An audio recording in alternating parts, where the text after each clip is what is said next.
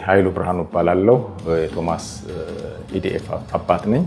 እዚህ የጥርስ ክሊኒክ ላይ ለጥበት ተጋብዤ መጥቼ ነበር። ያየሁት ነገር በጣም ደስ ይላል።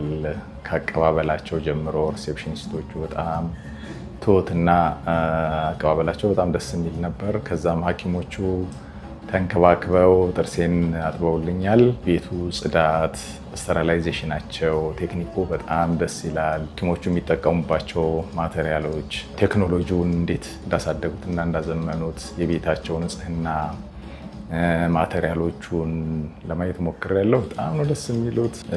እኔ ለራሴ በጣም ተደስቻለሁ። እናንተ ደግሞ ብቅ እያላችሁ ያለውን በተለይ ደግሞ በየ6 ወሩ ጥርሳችን ያለውን ማንኛውንም የቆሻሻ አይነት ማጽዳትና ማንሳት ስለሚችሉ ያን በማድረግ ራሳችንን ጤንነታችንን መጠበቅ ይገባናል።